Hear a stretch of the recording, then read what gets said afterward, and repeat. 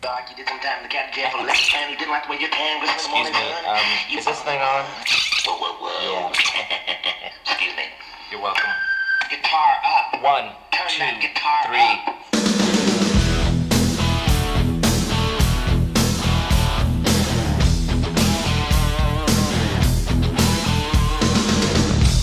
Hi, and welcome to In the Studio. I'm Redbeard, bringing you the stories behind the greatest rock albums in history. Today, we're in the studio for the first of our two-part focus on 1994's Album of the Year. The killing the past, coming back to life. The intention of this album was to try and recreate a band feeling. Both Dave and Nick, I speak for them, I think, and myself, really liked the feeling we had on Dark Side of the Moon and Wish You Were Here.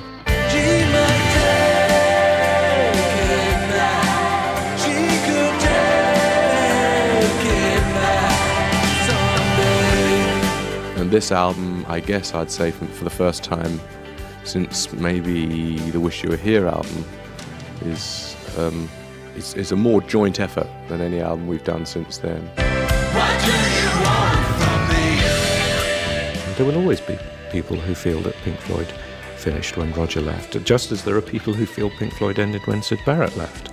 And you can't change that. For them, that is the case. And much as I would love to be able to sort of convince them otherwise, I understand that that's the case. What do you want from me? Hello, I'm David Gilmour. Hello, I'm Richard Wright. And I'm Nick Mason of Pink Floyd, and you're listening to The Division Bell on the Album Network. To say that 1994 has been a very good year for Pink Floyd is an understatement. On the concert side, Pink Floyd put together one of the biggest traveling road shows in the world, and for 6 months they amazed, dazzled, and awed rock audiences from San Diego to Prague, Czechoslovakia. With their unprecedented sound, light, and staging spectacular.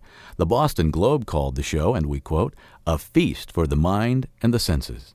All in all, over 5 million people witnessed firsthand Pink Floyd in concert.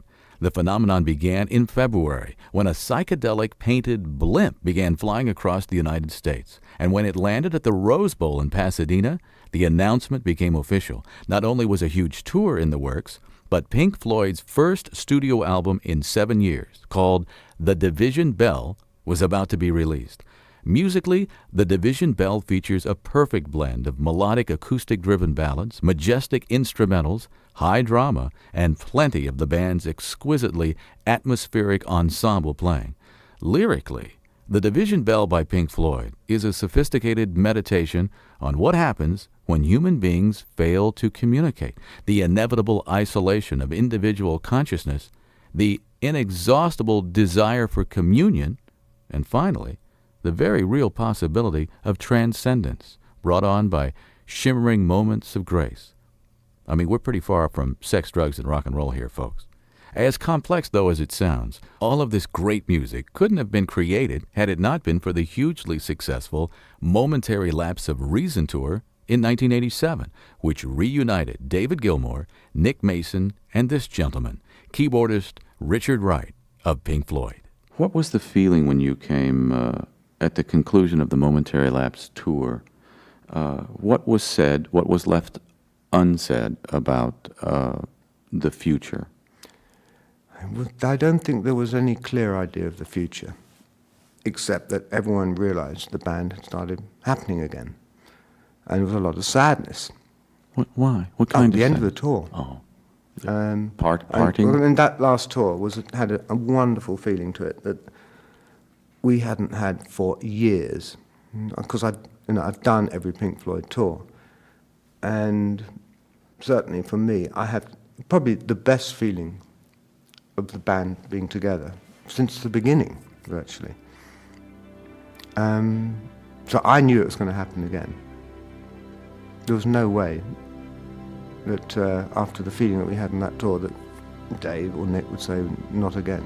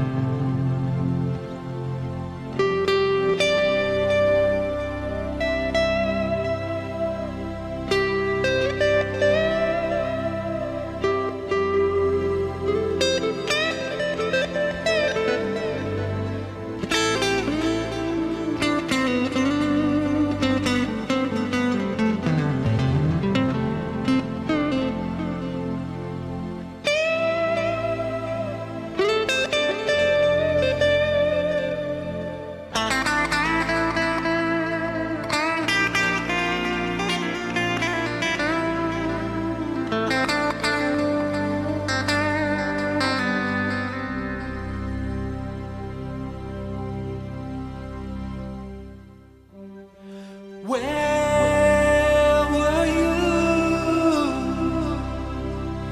when I was burned and broken?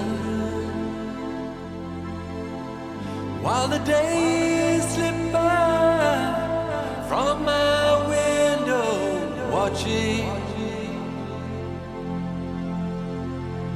And where were you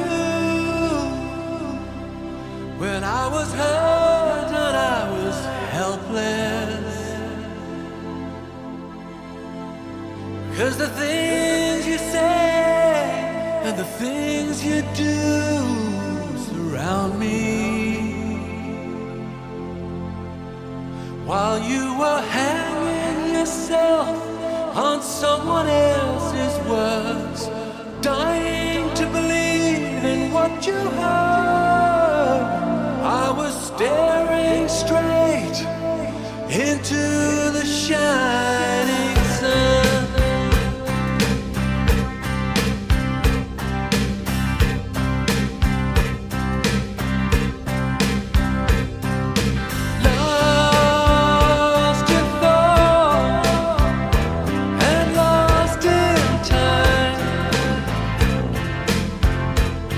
While the seeds of life and the seeds of change were planted outside, the rain fell dark and slow. While I pondered on this dangerous but irresistible pastime, I took a heavenly ride through our silence. I knew the moment had arrived. The killing the past, coming back to life.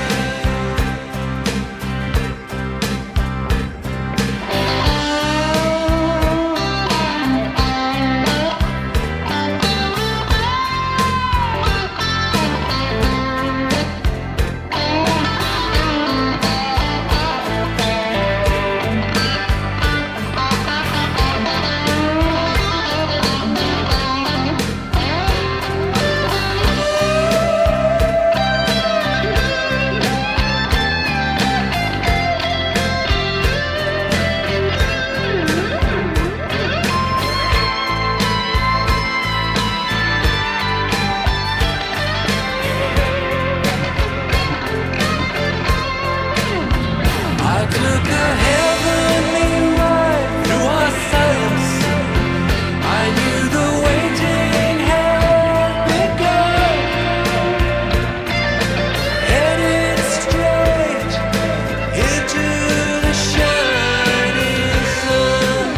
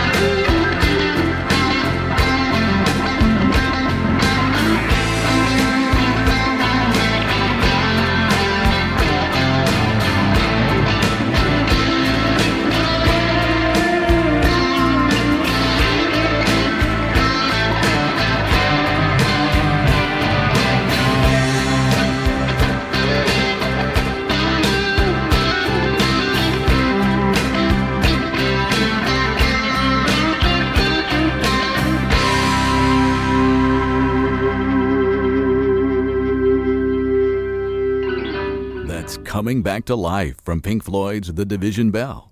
Echoing his feelings at the end of Pink Floyd's 1987-88 Momentary Lapse of Reason tour is Pink Floyd drummer Nick Mason.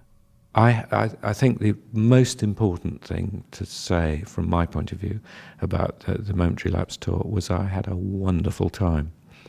The thing that we got from that was to go out and work long and hard enough to actually develop something to the point where you could say it's right. All the touring we ever did through all the 70s and 80s, we never ever did enough. So the shows were always half developed. We could never put, with the exception of The Wall, where because it was to be filmed, we were able really to throw everything at it and do it properly. But we still never played it as well as we would have done if we'd done it for, let's say, at least 3 months. Did you have a sense of accomplishment, a sense of self-satisfaction, any sense of permanently quieting any detractors who questioned the authenticity of a Pink Floyd project like Momentary Lapse? Did you find that success is the sweetest revenge? Not really. Success doesn't actually alleviate. It doesn't alleviate criticism. Unfortunately, there is no direct. That would be a wonderful thing if criticism was cancelled out by success. Unfortunately, that is not the case. I think, however successful you are, however long you've been doing it, most performers actually can be cut to the quick by criticism, and can quite often, I think critics sometimes underestimate how hurtful and how easily they can actually cut through. Why do you think we concentrate on the one that got away? That doesn't love us for that moment. Well, absolutely, Doctor. I mean, that's it. That the reason we're all up there is this desperate desire to show off and please people and perform. And so, consequently, the one that does get away is the one that sort of gets through to your conscience or to your psyche or whatever. Not conscience, really, but is the one that disturbs you because you are always yourself a little uneasy about it, about whether you've really got it uncertain, right. Yeah. And if I was sort of writing critique on the band, there are always things that I'd pick up on and things that aren't quite right, or that perhaps philosophically are wrong. I mean, we inhabit a rather curious sort of area of rock music, where what we do is sort of slightly off. It's slightly off the beaten track in a way, which in some ways is terrific, and in other ways is sort of curious. And I think for some people, there are always people who are going to find what we do a sort of, I suppose you could almost say, unnatural, and it will never work for them because it in some ways goes against the rules of rock and roll, about how real rock music should be, which maybe it should be in a bar somewhere, or it should be where you can see the sweat on everyone, or you have personalities, or whatever. But I thought it was about also breaking rules, and that's just it. See, these are self-imposed rules, and one of the things that we all love about Pink Floyd is that the first thing that goes is the rules. Yeah. The boundaries that restrict thought and imagination is the first thing that you throw out. Well, yes, but I mean, there are all sorts of rules, aren't there? That some are spoken, some are unspoken, and some are complete nonsense, but that we all sort of allow to sort of roll along. That's I mean, a good word. We allow it. There will always be people who feel that Pink Floyd finished when Roger left, just as there are people who feel Pink Floyd ended when Syd Barrett left. And you can't change that. For them, that is the case. And much as I would love to be able to sort of convince them otherwise, I understand that that's the case. There's also a sort of concept that bands have to be people would like to believe that they are made up of sort of groups of lovable mop tops. It's the sort of the Beatles as they were in 1967. That's really our sort of ideal view of a band. And of course it's not true. This goes back to the elements that make up a band. Generally there's an enormous amount of conflict and tension in a band. it's considered, when it's reported, it's considered to be scandal almost. But it's something that is allowed to drift on as a sort of concept of how rock music should be. But of course, it's complete nonsense. Following the momentary lapse of reason tour of 87 and 88, the affirmation that Pink Floyd was once again a band also had a positive effect on guitarist and vocalist David Gilmour. Right upon release of Momentary Lapse, Roger had taken his vendetta from the courts to the press, and he was lobbing verbal mortars at you publicly. You were, at that point, really kind of under a siege mentality, because the Momentary Lapse album and the tour had really, they weren't the documented success that we now know them to be. And the press was allowing itself to be manipulated into being the messenger boy. But 60 sold-out stadium shows later, and 4 million Momentary Lapse albums later or more. When I saw you 9 months later at the conclusion of that tour, you were confident, you were jovial, you were self-satisfied. Too self-satisfied, maybe. Well, maybe too self-satisfied. Why do you say that? Isn't success the best revenge? Yes, I mean, I don't know how interested I am in revenge. It's, you know, it was a long, painful process which was trying to deprive me of my liberty to do what I wanted to do, and I don't really react terribly well to that. Lurching into the future, bearing the mantle of Pink Floyd without Roger in 1987 was a tough one. It's as anyone can imagine. It's a big, tough mantle to stick on my poor shoulders and trudge forward into the future with. I don't know if I've ever heard you verbalize it that way. Well, it is. It's tough, and you're right to say that I was confident at the end and happy. Anyone would be happy and confident at the end when our moving forward and doing what we did, making the album, doing that tour, was justified. One can consider the merits of everyone's case in these things, but I don't think there's many people that wouldn't have thought at that point that we had every right to continue doing what we were doing.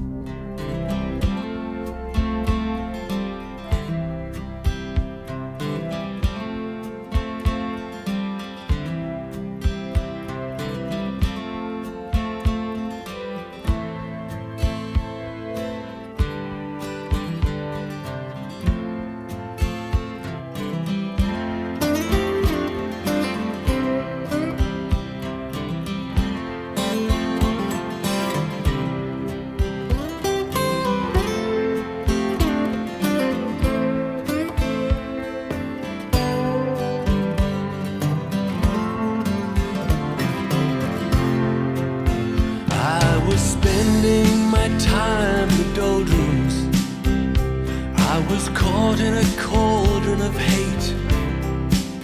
I felt persecuted and paralyzed.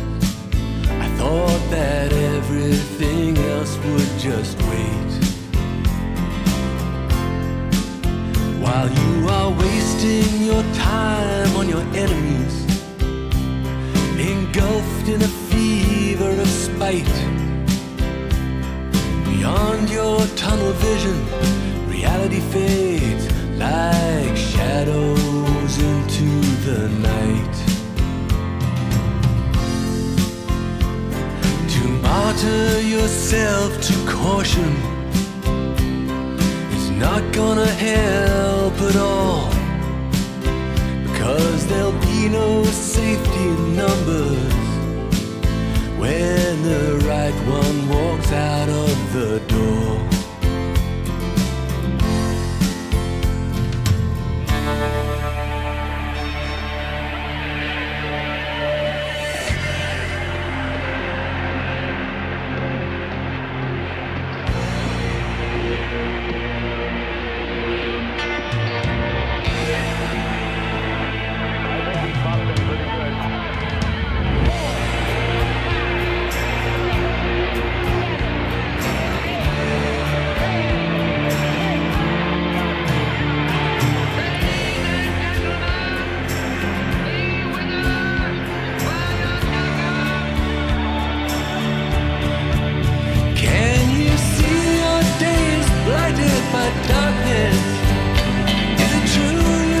your fists on the floor, stuck in a world of isolation, while the ivy grows over the door.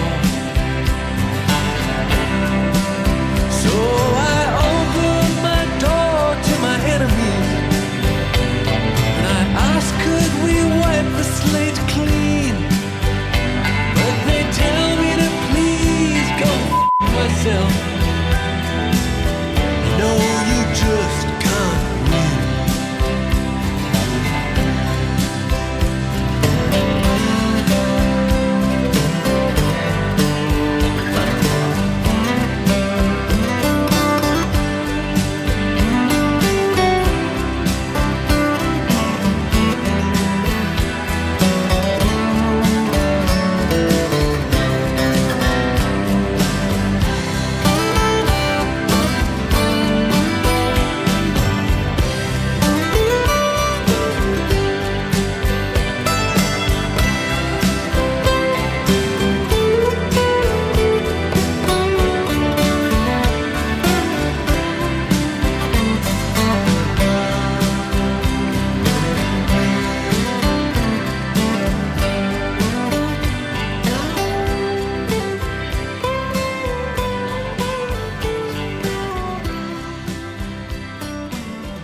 Pink Floyd and the poignant lyrics of the song Lost for Words. I'm Redbeard in the studio with David Gilmour, Nick Mason, and Richard Wright for part one of Album Network's 1994 Album of the Year, The Division Bell.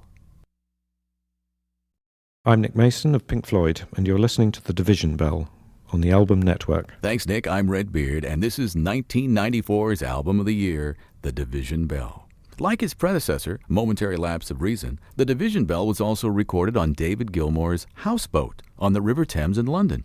According to drummer Nick Mason, simply beginning was one of the hardest things about this album. It's very hard to get the thing started because there is an inevitability that it will be a long project. And that's a problem because it's difficult to start work.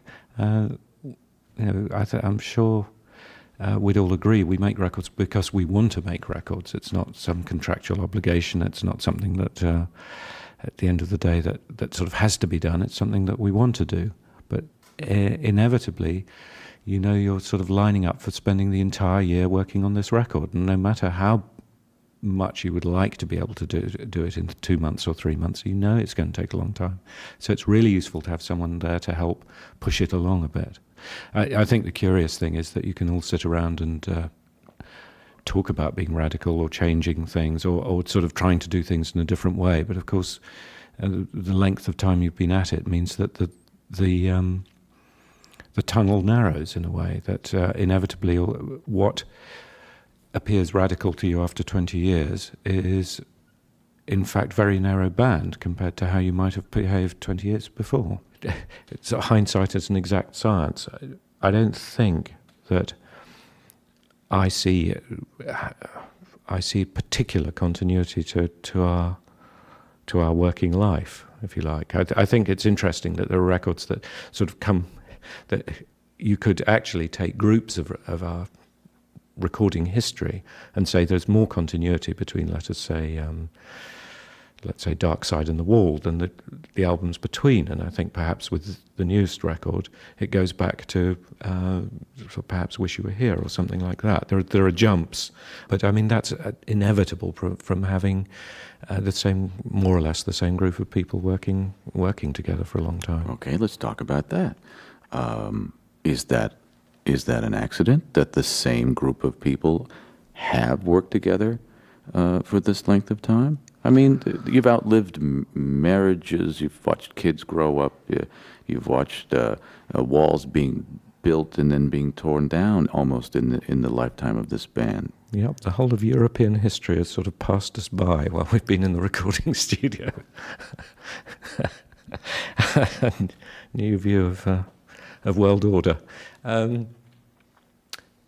The general, I would have said the general rule of thumb is that the reason why a band stay together is because the sum is greater than the parts. That as long as the band feel, and all the members of the band feel, that they can achieve more together than they can on their own, there is a purpose to the band remaining together. And the reason why people leave bands is because they no longer believe that to be the case. And that was certainly the case of someone like Roger. He wanted to go and do it on his own. That's the more interesting thing is perhaps how bands actually get together in the first place, which does seem to be entirely a matter of luck.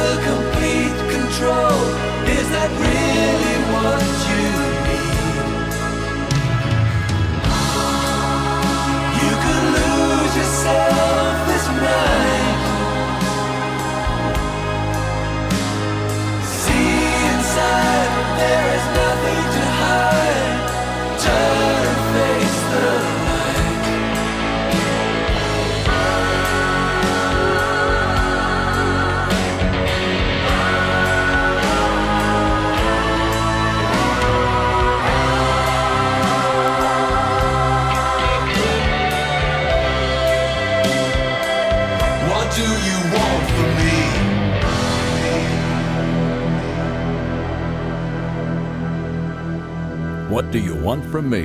From Pink Floyd's The Division Bell.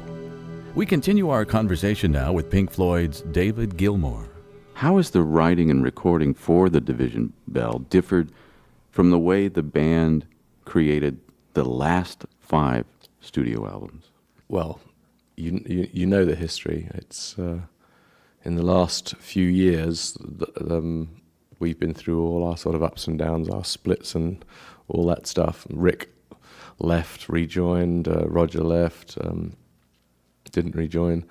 The album since, say, Animals was more an album where Roger and I were taking command of it, and it was becoming more down to things that were written at home by people, The Wall even more so. The Momentary Lapse of Reason album was recorded again by... It wasn't a terribly cooperative event with everyone really putting their maximum in. And this album, I guess I'd say for the first time since maybe the Wish You Were Here album, is a more joint effort than any album we've done since then, which we started off by going into Nick's studio, Britannia Row studio in London, January '93, with myself, Rick, and Nick, and Guy, the bass player from our last tour, and we just jammed away at anything for 2 weeks, just playing anything that we had in our heads or that we made up on the spot. And then we took all that over to Astoria and started listening to all the tapes and working stuff out. We found we had 65 pieces of music. There must be a different attitude towards creative process now. Well, if you look at the albums, if you look at the things, I think of my favorite album, I suppose I would say, was the Wish You Were Here album. And, the actual process of sitting together in a room with several musicians and actually performing together from nothing is a very interesting, exciting sort of process. And rather than coming into the studio with pieces of music that I already had and pieces of music that Rick already had and stuff like that, and music from anywhere, I thought that it would be better for us to start off from scratch with nothing and just go in and start jamming. Whether or not we would keep all that stuff or whether we'd use any of it or what was not really particularly relevant, but just to start that process off. And in fact, we didn't use, several of the tracks are sort of my own songs that didn't even come from that period and have been written since or whatever. It doesn't really matter, but that process was a very, very good, if you like, communal process where we all contributed together, and that was what started the album off. It gave us our kickstart. So the start of the album came from a more joint effort than any album that we've made since Wish You Were Here. On the day the wall came down, they threw the locks onto the ground, and with glasses high we raised a cry for freedom had arrived.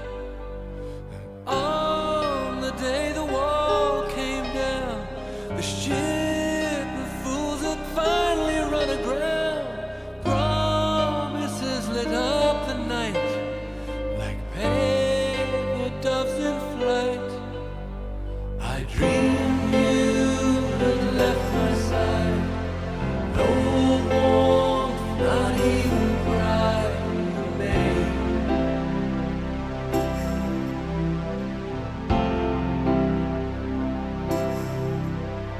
And even though you needed me, it was clear that I could not do a thing for you.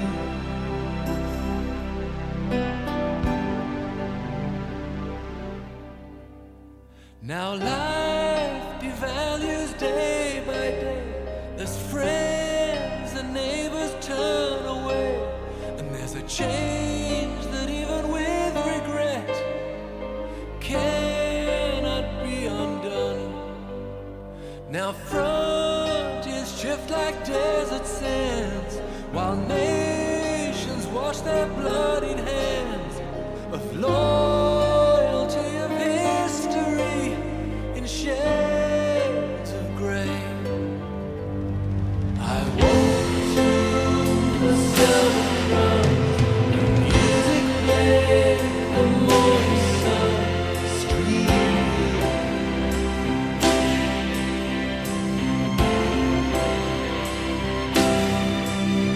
I turned and I looked at you, and all but the bitter residue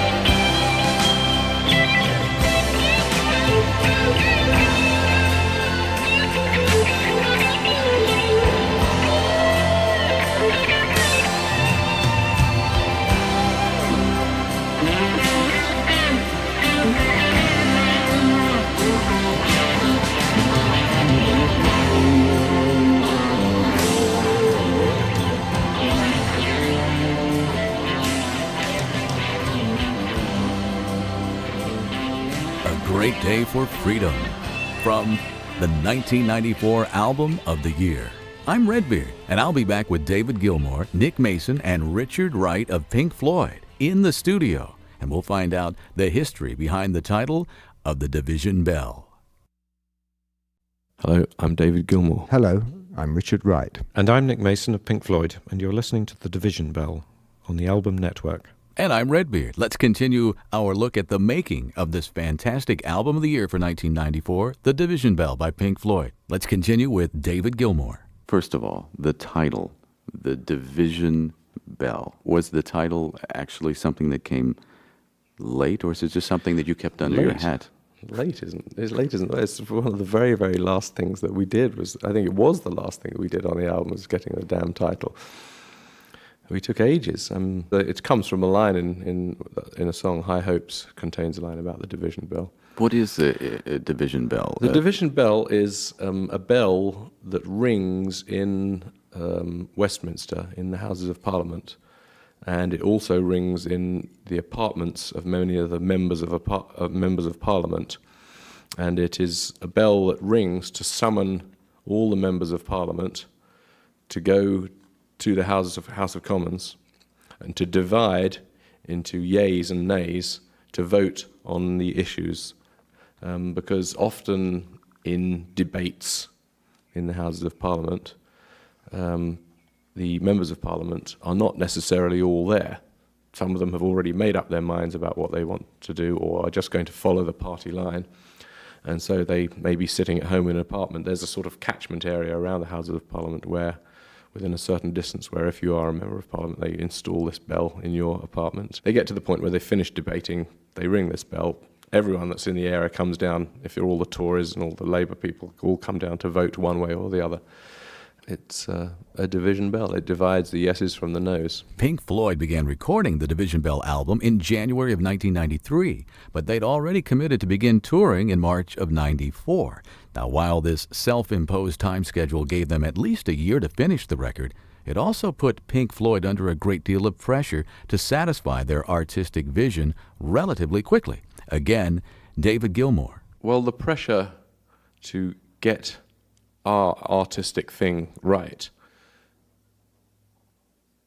obviously is very intense, but that is sort of more in the early stages of the recording process, when there seemed to be an awful lot of time, because we actually started it in January of 93. So we did have, by most people's standard, one would think we had plenty of time.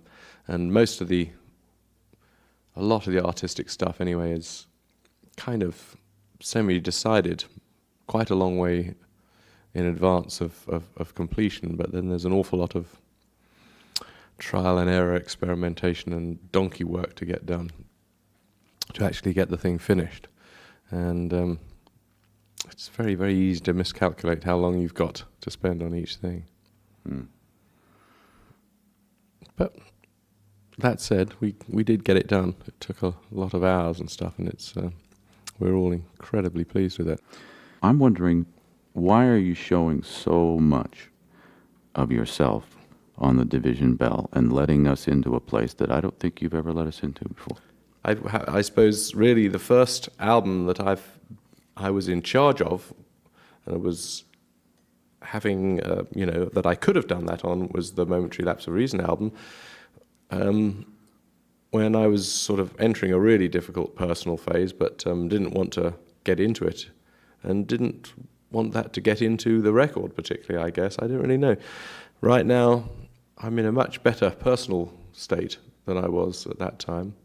Very happy in my life, and not unhappy to sort of let it seep through into some of the music. You have to do what you feel is the right thing to do at any one given moment, and if you may not have the reasons for it firm up against the front of your mind, but these felt like the things that I wanted to put into the music, and some of them just come about accidentally.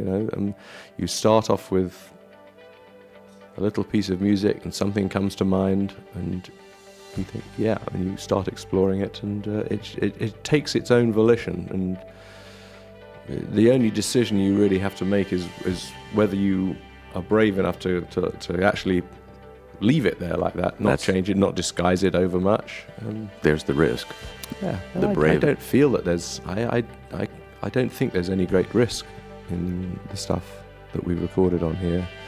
I don't feel so exposed by it. I mean, there are aspects of me that I expose in it, I suppose, that I'm very happy to expose. I don't have any great problem with exposing them.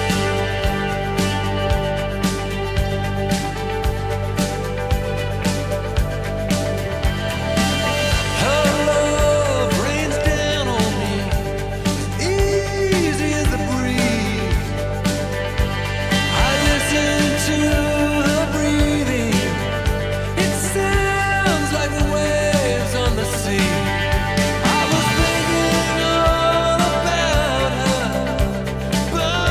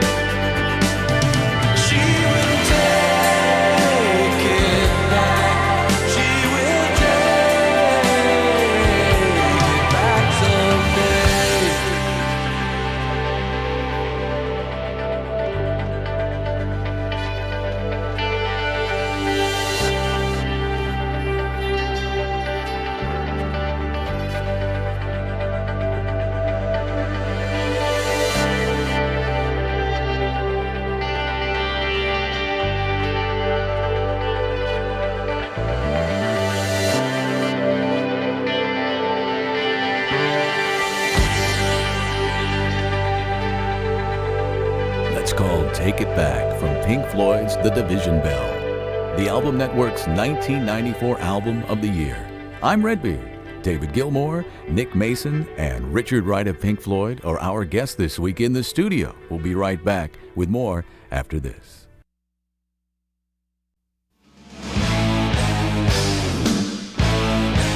I'm Redbeard, reminding you that next week at the same time, we'll continue our two-part feature on the 1994 Album of the Year, Pink Floyd's The Division Bell, with our special guests, David Gilmour, Nick Mason, and Richard Wright of Pink Floyd.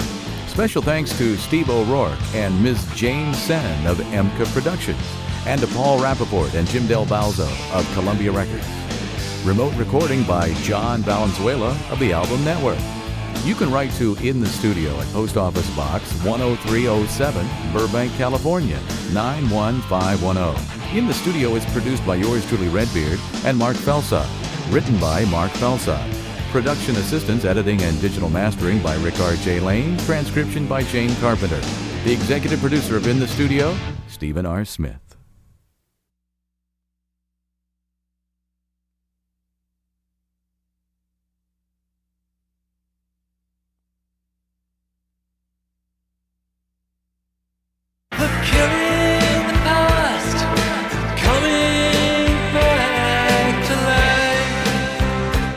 The intention of this album was to try and recreate a band feeling.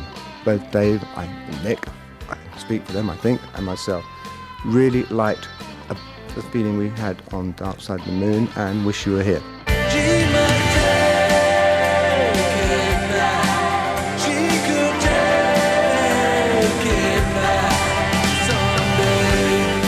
And this album, I guess I'd say for the first time since maybe the Wish You Were Here album, is a more joint effort than any album we've done since then. What do you want from me?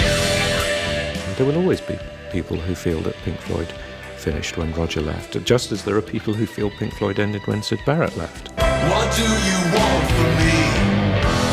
Hello, I'm David Gilmour. Hello, I'm Richard Wright. And I'm Nick Mason of Pink Floyd, and you're listening to The Division Bell on the Album Network.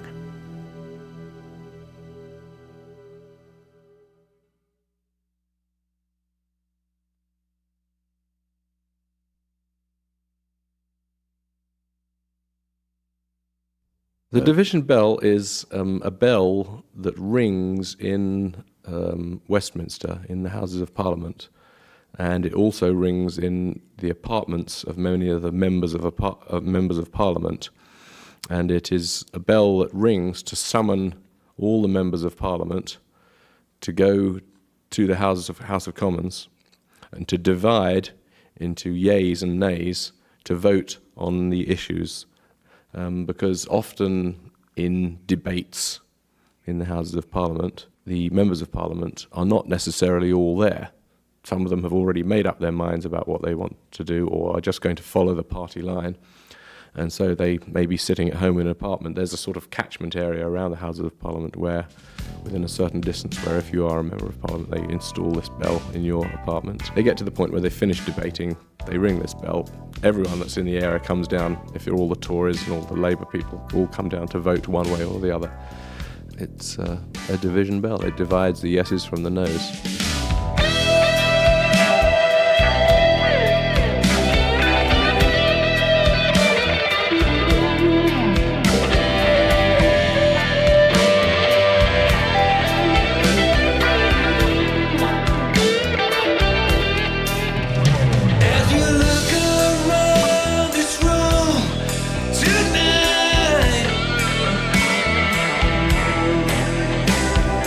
Settle in your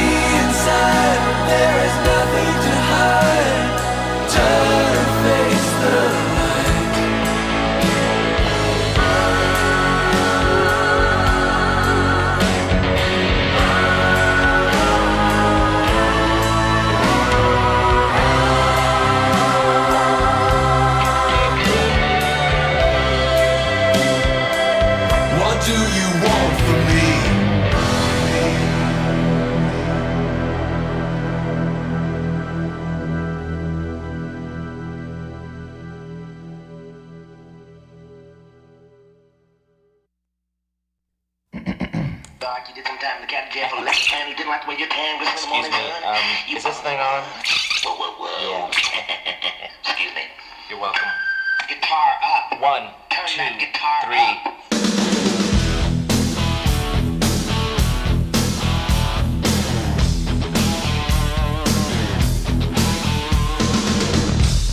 Hi, and welcome to In the Studio. I'm Redbeard, bringing you the stories behind the greatest rock albums in history.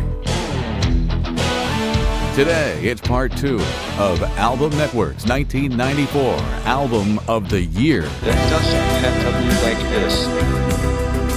All we need to do is make sure we keep talking. Well, that's what we're trying to create, simply magic. It's as simple as that. Try to create magic, try to move people, move their hearts a little bit. The ringing of the division bell had begun.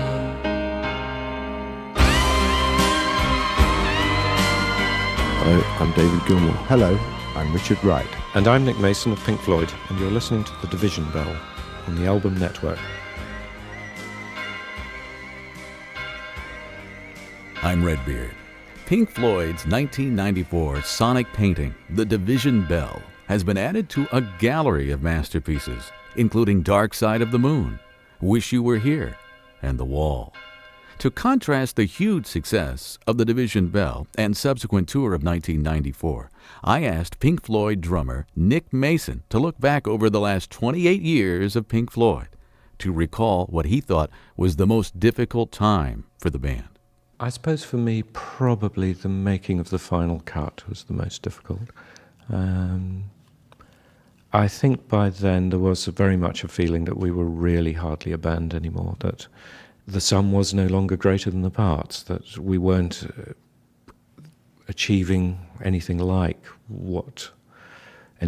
our potential. But the thing became, I think it became a sort of an arena for all the problems of Roger feeling that really he wanted to either leave the band or run it his way. And the material became, it sort of drifted, actually. I think it probably drifted away from one idea and then became a sort of new concept and a new story. And that happened halfway through, and instead of perhaps ditching it, which is perhaps what we should have done, or rethinking it, we didn't even really have the sort of mechanism set up anymore as a band to be able to sort of sit and talk rationally about it. It would have simply been another opportunity for a fight. Mm-hmm. You had stopped talking rather than keep talking, right? Yes. At that time, in that moment, could you have imagined that in January 1993 that you and Rick and David would be creatively jamming together? No, absolutely not. I think at the time I thought this was I suppose I saw that album as the beginning of the end. It's really easy to look back and really hard to look forward in terms of any sort of understanding of what we're up to. I mean, we were all absolutely brought up to believe that rock music was some ephemeral activity that would last for a year or 2 years or a few years, and then one would get on and do something else, get a proper job and all that. And of course it's not like that, but you have no idea. There is absolutely no guarantee that people will continue to buy the records or like the records, that you can suddenly be out of step with what people are interested in, what they want to hear. It could happen tomorrow. So you have no sort of real game plan as to how the future will go. But at that time, certainly, I just thought, I can't really see how we can make the next record, or if we can, it's a long time in the future, and it'll probably be more for just because of feeling of some obligation that we ought to do it, rather than for an enthusiasm. Did you know it was all going to go so wrong for you?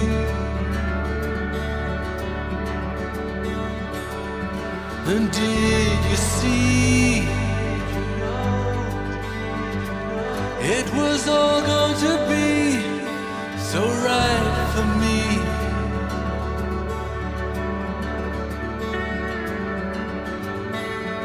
Why did we tell you then you were always the golden boy then, and that you'd never lose that light in your eyes?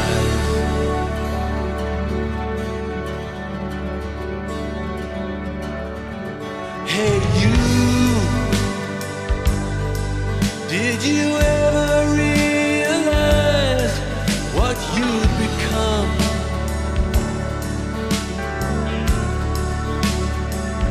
And did you see that it wasn't only me you were running from?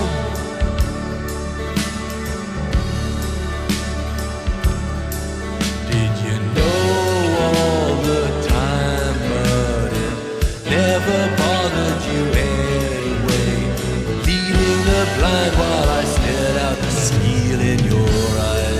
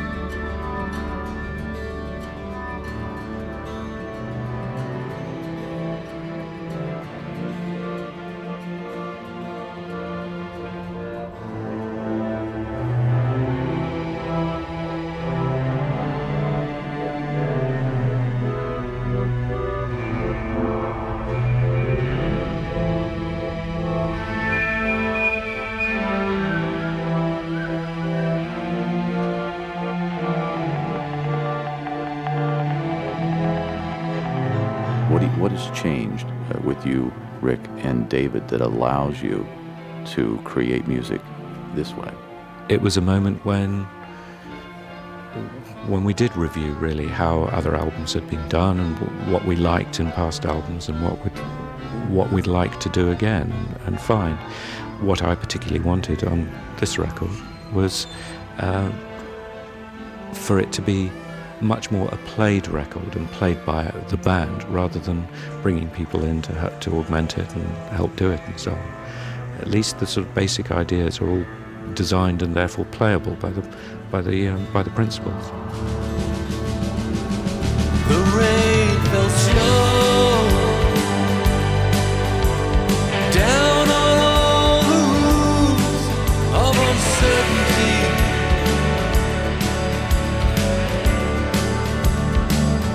I thought of you and the years and all the sadness fell away from me.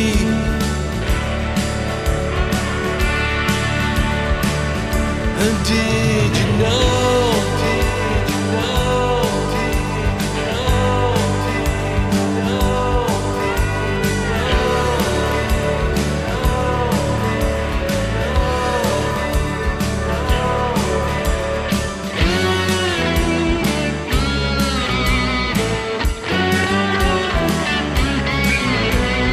I never thought that you'd lose that light in your eyes.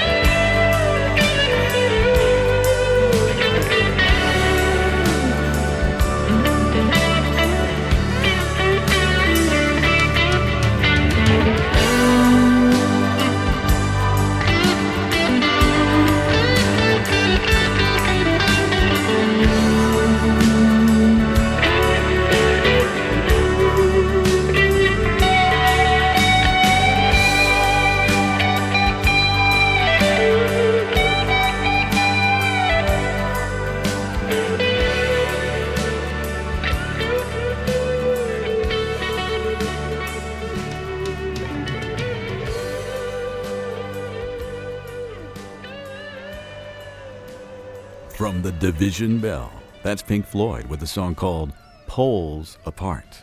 Our exclusive interview with Pink Floyd on the making of the Division Bell continues with David Gilmour. If one of your goals was to create an environment for the listener listening to the Division Bell, you've succeeded remarkably. It's kind of magic, really. Well, that's what we're trying to create, simply magic. It's as simple as that. Try to create magic, try to move people, move their hearts a little bit. I have already had vast amounts of enjoyment out of this record myself, and I sit at home late at night and listen to it through in all the stages it's been through, just a collection of songs, collection of tracks without words, collection of tracks with words, with melodies, without melodies, all the way through.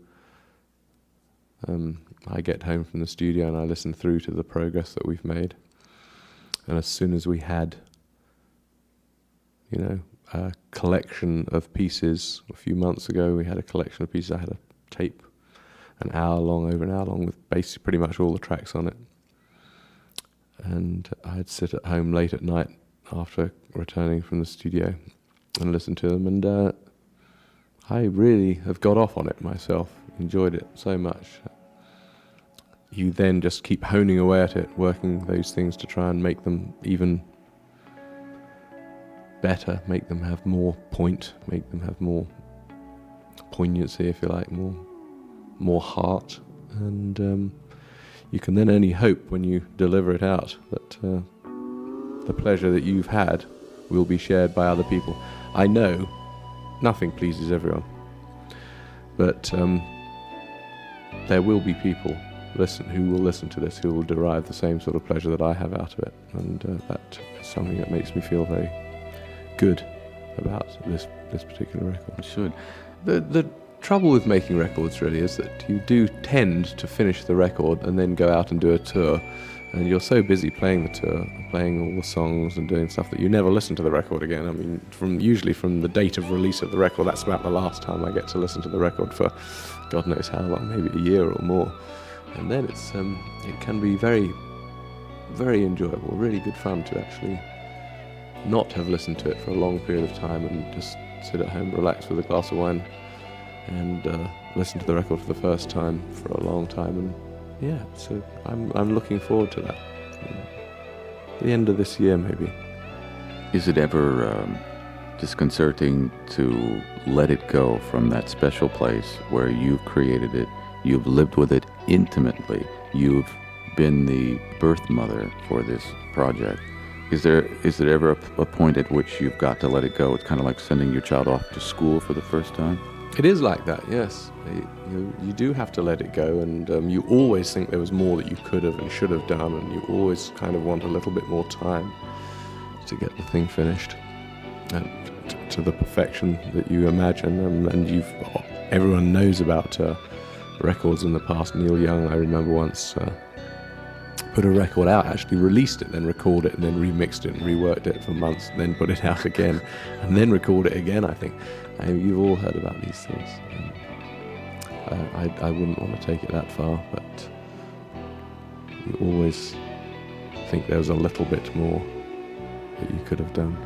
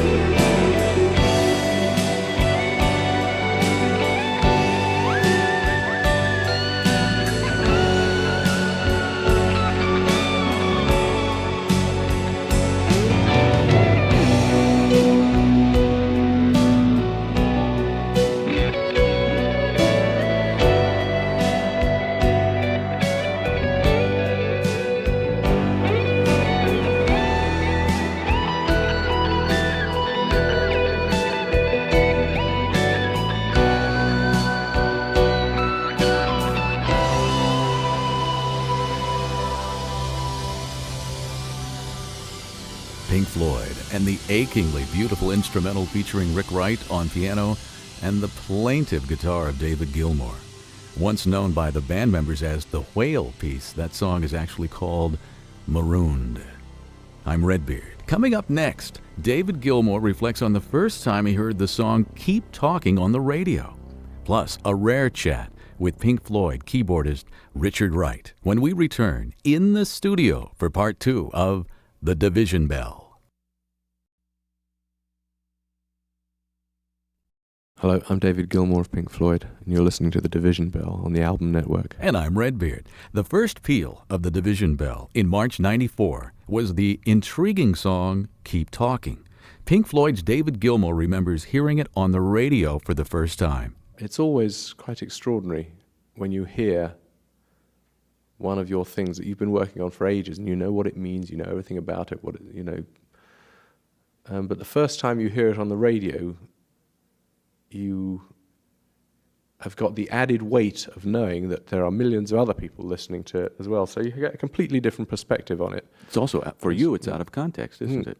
It's not so much the out of context, it's that you know that other people are listening, and it's their first listen, and things are, every bit of it, you sort of gets invested with a different meaning, if you like. And it was really, really nice to hear that this morning on the radio, and wonder how people would take to hearing this strange voice talking about for millions of years and stuff on the beginning of it. It's really, really... There are some aspects to making records and making music that you just never yourself get some of the things that are in the stuff you have done until you hear it yourself on the radio with the knowledge that millions of other ears are listening at the same time. It's fascinating. Who is that voice? Well, it's not a real voice. It's the voice of Stephen Hawking, who is the professor who wrote this book called A Brief History of Time. It's a huge, huge popular book. He's suffering from motor neurone disease. He's in a wheelchair. He can't speak. And this is a voice synthesizer computer thing that has been built for him. I think he can only move one finger, a tiny, tiny little bit, and he works it all with that. I saw an advert on the television in England for a telephone company, and his voice was on this advertisement. And this advertisement nearly made me weep. I've never had that with a television advertisement for the commercial on the television, as I don't suppose you have. I don't think I know anyone else who's ever. But this is the most powerful piece of television advertising that I've ever seen in my life, and I thought it was fascinating. And I contacted the company that made it and asked if I could borrow the voice track from it, this voiceover track from it, which I did, which is this voice synthesizer thing, and I applied it to one of the pieces of music we already had, and I fiddled around with it for months, changing it and putting, and until it started making sense. Now, was this your first awareness of Stephen Hawking? Oh, no, I've known about him for years. He's incredibly well-known. His book, A Brief History of Time, was all about black holes and stuff. It's one of the biggest selling sort of scientific type books ever. He's a very, very successful person, but he can't talk or move or anything. Now, what do you know about him personally? How? I mean, he is like preeminent scientist, is he not? He is, yeah. They got him to do this advert for a telephone company in England, and I don't think he even wrote the words that they used with him, but they used him in the advert. I mean, he was in it in his wheelchair. He looks kind of strange, and I just found it so moving that I felt that I had to try and do something with it, or with him, or something in some way. I suppose you could say that there's a theme throughout the album which involves communication, and pretty much all the songs are connected to the theme of communication. in some way or another.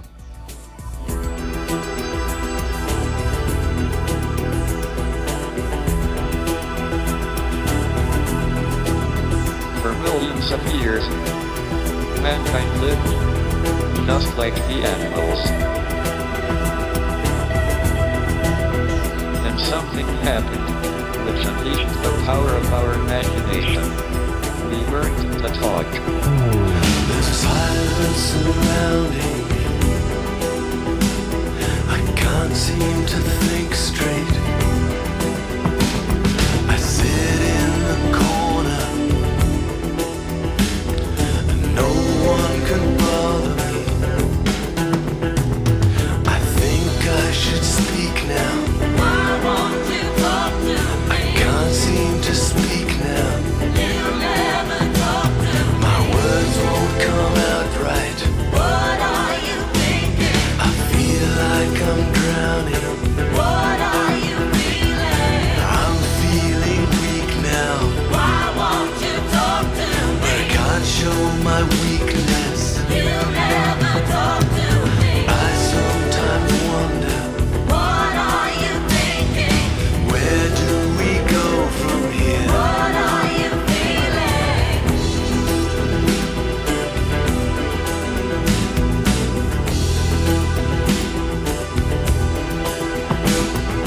It doesn't have to be like this. All we need to do is make sure we keep talking.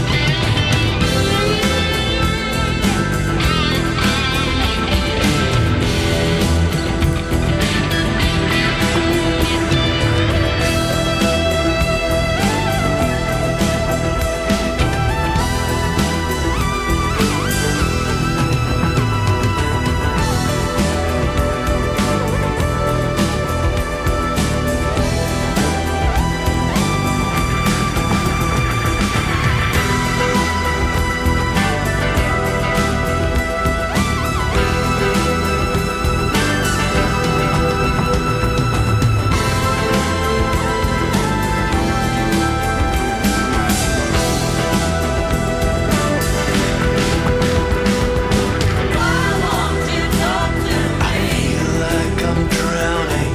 You never talk to me. No, I can't breathe now. What are you thinking? We're going nowhere. What are you feeling? We're going nowhere. Why won't you talk to me? You never talk to me. What are you thinking? Where do we go from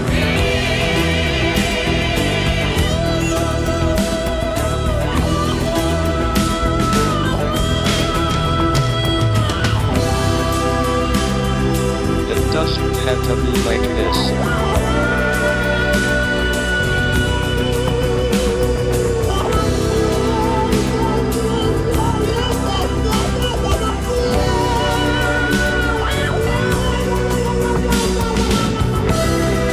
All we need to do is make sure we keep talking.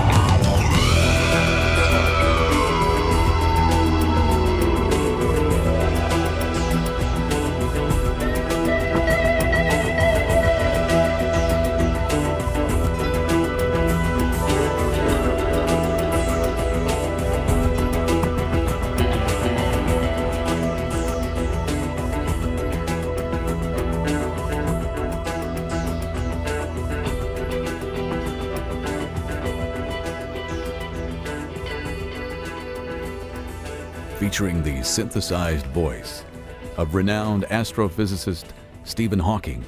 That's Pink Floyd with Keep Talking, one of 5 songs that keyboardist Rick Wright co-wrote on the Division Bell. I asked Pink Floyd drummer Nick Mason to comment on Wright's musical contribution to this album. The sound is quite often, it's not necessarily only to do with what the solo instruments are. It is to do with an overall sound, and Rick's contribution at that level is immeasurable, and you forget it until you hear it.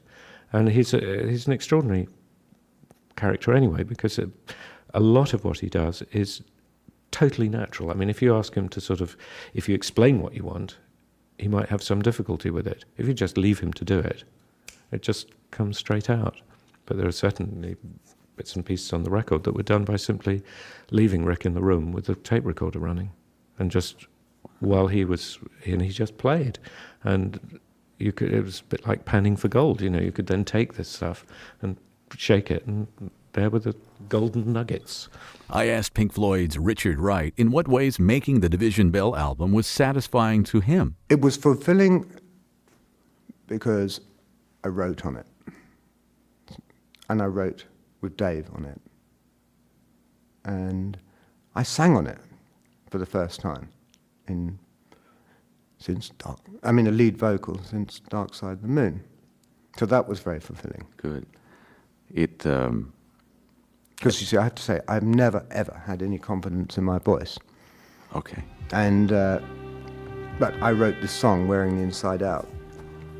And so I had to sing it.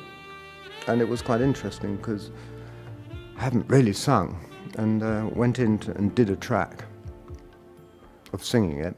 I'd rehearsed it with Anthony Moore, who wrote the lyrics, but I basically hadn't really sung for 20 years. And did one take, and Bob Evans said, "Okay, that's it," which I couldn't believe. And went in and listened to it, and I said, yes, it is nearly it. And we worked on it a bit. But it's a song that really suits my voice. I don't have a versatile voice, okay? I'm not a Dave. There are certain ways of singing I can do, like the choruses of Time, Us and Them, or the chorus of Time. I have a voice that can do certain ways of singing, and Wearing the Inside Out, because I wrote it, would suit my voice. I couldn't sing Money, for example.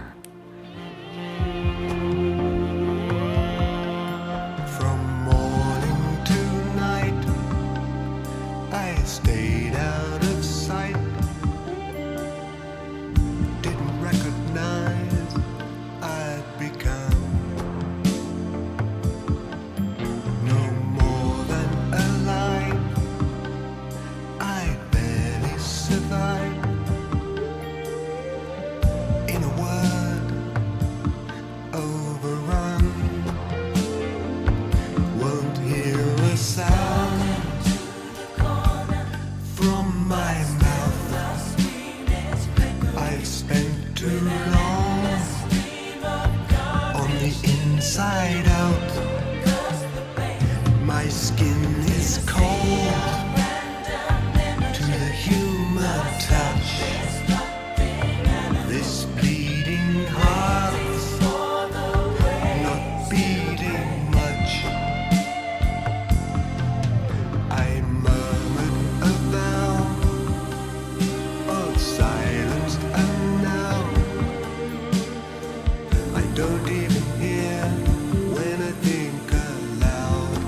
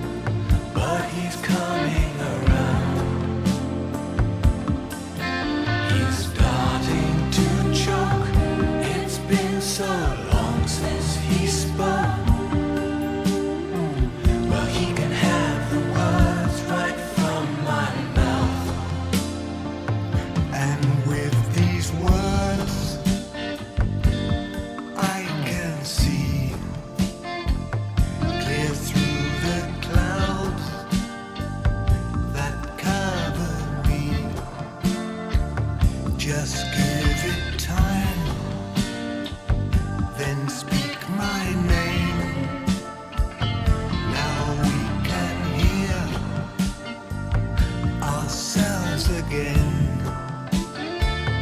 I'm holding out for the day when all the clouds have blown away. I'm with you now, can speak your name. Now we can hear ourselves again.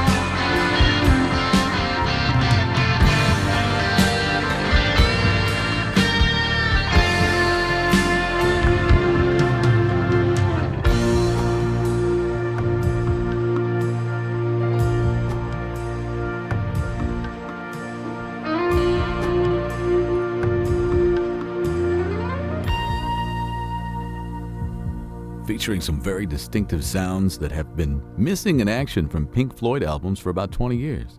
First, the vocals of Rick Wright, and second, the saxophone playing of Dick Perry, both big contributors to the 1970s music of Pink Floyd. That's called Wearing the Inside Out. From the Division Bell, I'm Redbeard. When we come back, Nick Mason talks about the fabulous visual side of Pink Floyd's The Division Bell. Plus, we'll hear a live song from the opening night of the Division Bell tour, when our visit with Pink Floyd continues in the studio. Hello, I'm David Gilmour. Hello, I'm Richard Wright. And I'm Nick Mason of Pink Floyd, and you're listening to The Division Bell on the Album Network. And I'm Redbeard. Welcome back.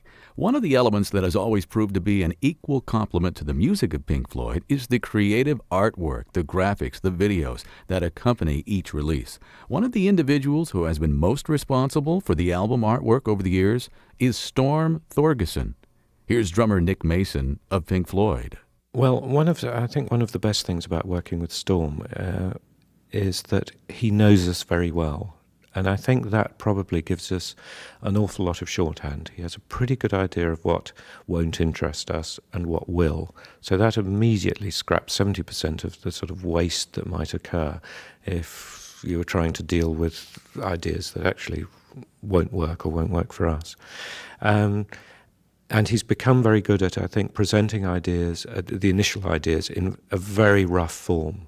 That's another thing that works well, so that you're not always working things up to a final version and then dismissing them. You can take a rough idea and then develop it and keep an eye on it and keep things sort of coming off it and flowing and so on. I think that's probably the sort of strongest thing we have going for us in terms of getting a number of things to come up together. It's also that I think that Storm is very much an ideas man rather than specifically one type of artist, which means that you're not always looking for someone to promote perhaps particularly photography rather than painting, rather than some sort of computer graphic element. He's very open to any particular form of things, so that it's very easy to cast around and look at any number of visual ideas and examine them rather than concentrating on one particular flow. I mean, an example, and this is in no way a criticism, would be to remember someone like Yes and the Roger Dean. I mean, it was very nice in a way because it created a very specific image and so on, but it did tend to get locked into one particular style of graphics. I think probably graphically we're more radical than we are musically. The song that closes out the Division Bell album is an epic called High Hopes. Here's David Gilmour of Pink Floyd.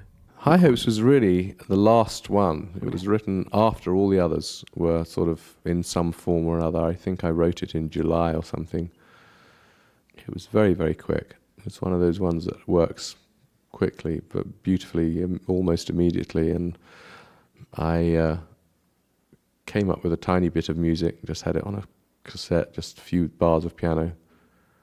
And then I went off to get away to a small house somewhere with my girlfriend, Polly, and try and make some progress on lyric writing.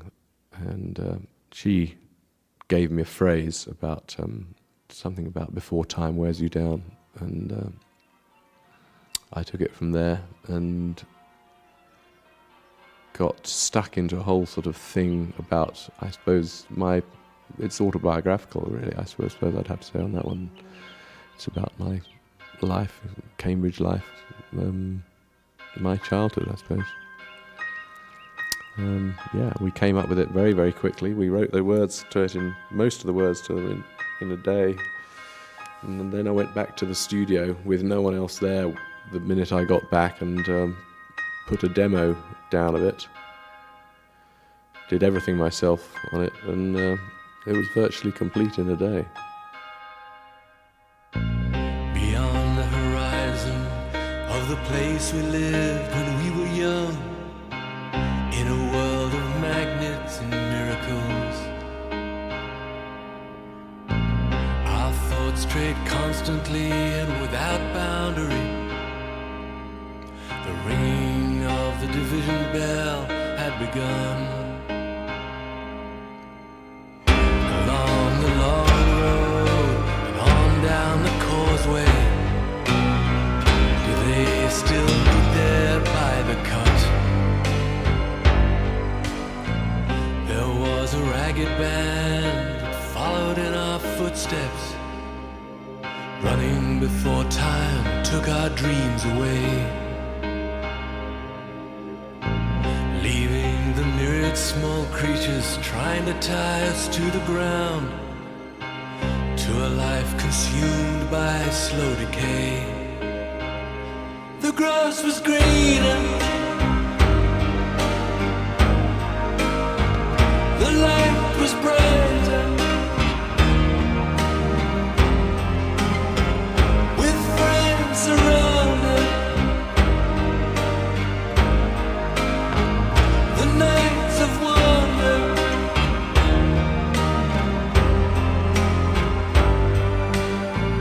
looking beyond the embers of bridges glowing behind us, to a glimpse of how green it was on the other side. Steps taken forwards, but sleepwalking back again, dragged by the force of some inner tide. At a higher altitude, the flag unfurled, we reached the dizzy heights of that dreamed of world.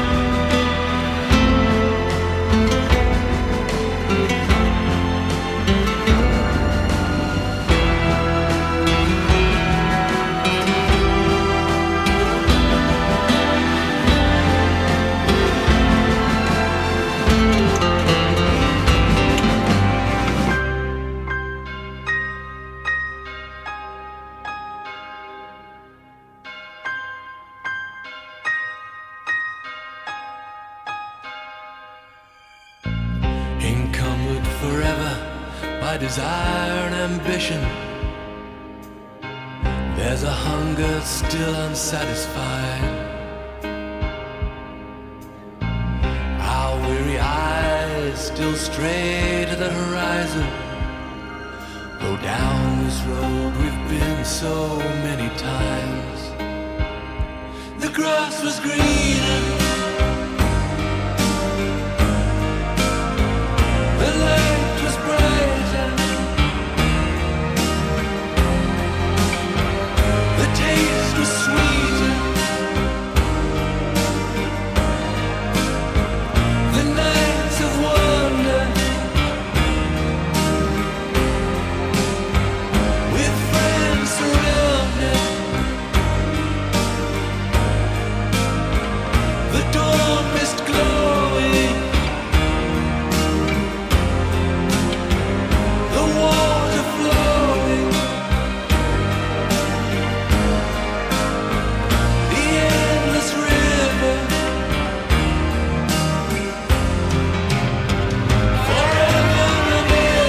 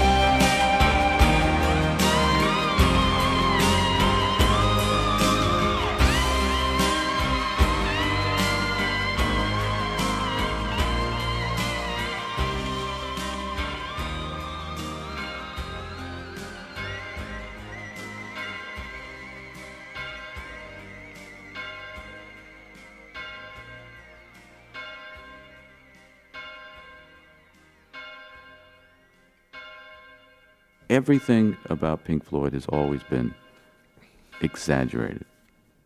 You know, you make a record, and the record you do to suit yourself, but you hope that people will sit at home and listen to it in a certain environment, which is personal, and they will devote their energy to listening to it in a way, and they will get out of it a lot of good out of it.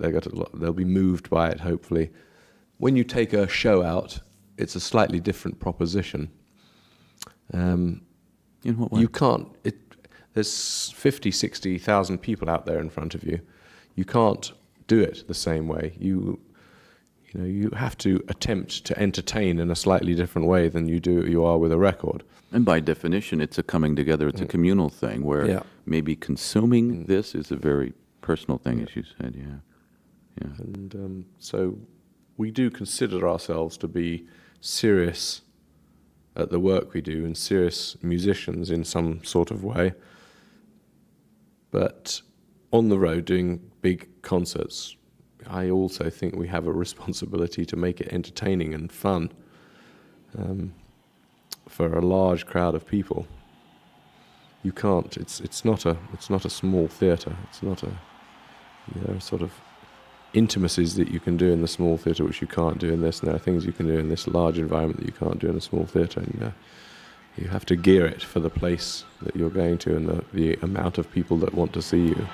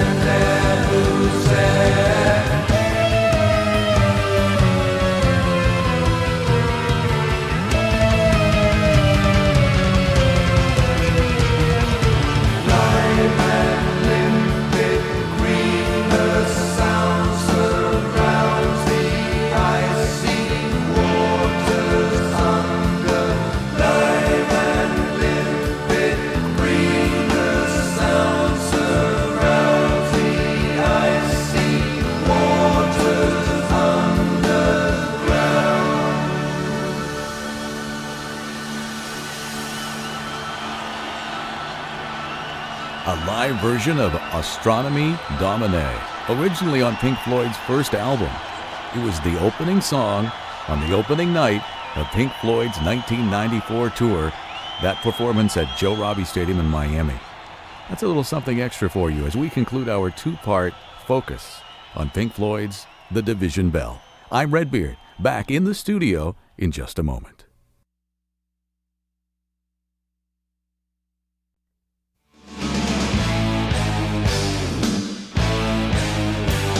I'm Redbeard, thanking David Gilmour, Nick Mason, and Richard Wright of Pink Floyd for giving us their only radio interview in 1994.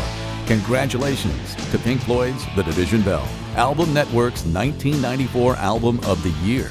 Special thanks to Steve O'Rourke and Jane Sen of Emka Productions and to Paul Rappaport and Jindel Balzo of Columbia Records. Remote recording by John Valenzuela of the Album Network.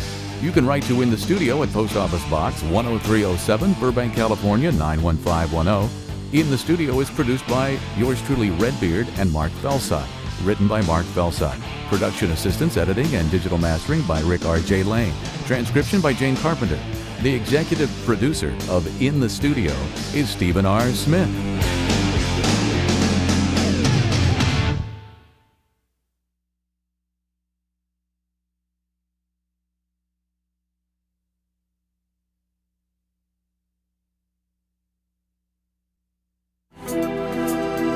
This week in the studio, the conclusion of the making of 1994's Album of the Year. It doesn't have to be like this.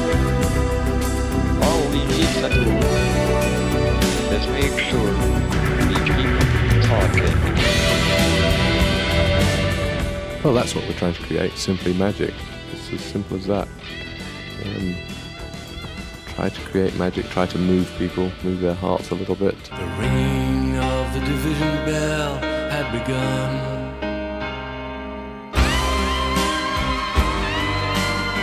Hello, I'm David Gilmour. Hello, I'm Richard Wright. And I'm Nick Mason of Pink Floyd, and you're listening to The Division Bell on the Album Network.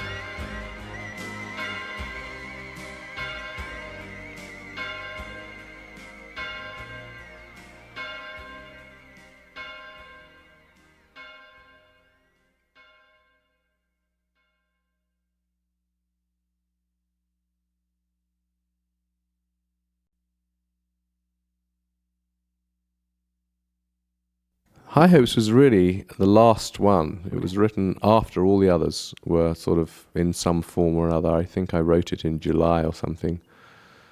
It was very, very quick. It's one of those ones that works quickly but beautifully, almost immediately. And I came up with a tiny bit of music, just had it on a cassette, just a few bars of piano. And then I went off to get away to a small house somewhere with my girlfriend, Polly, and try and make some progress on lyric writing.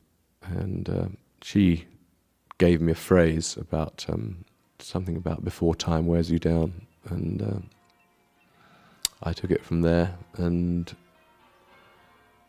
got stuck into a whole sort of thing about, I suppose, it's autobiographical, really. I suppose I'd have to say on that one.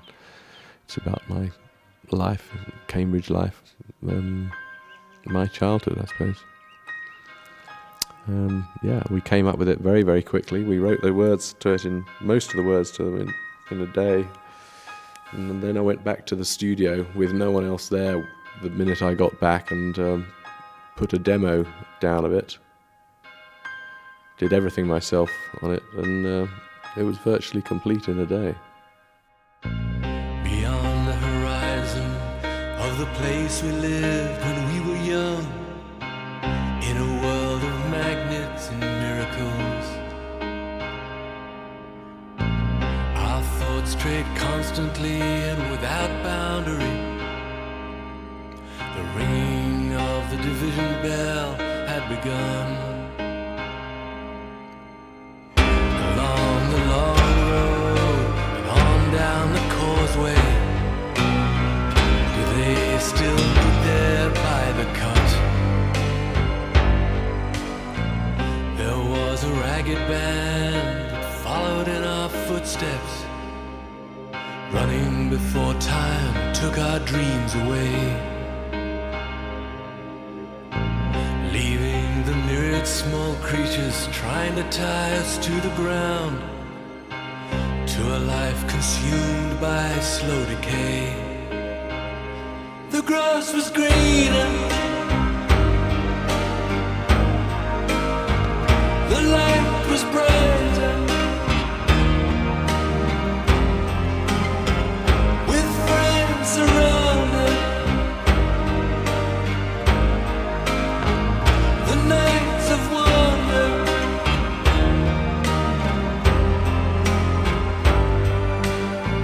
looking beyond the embers of bridges villages glowing behind us, to a glimpse of how green it was on the other side. Steps taken forwards, but sleepwalking back again, dragged by the force of some inner tide. At a higher altitude, the flag unfurled, we reached the dizzy heights of that dreamed of world.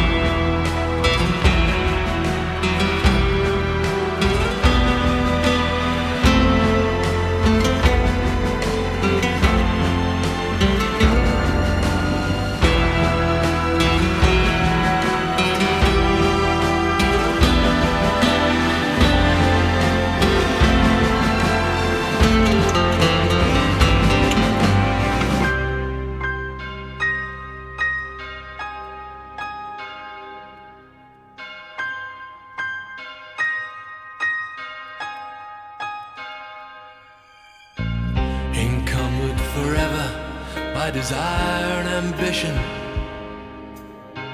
there's a hunger still unsatisfied. Our weary eyes still stray to the horizon, go down this road we've been so many times. The grass was green and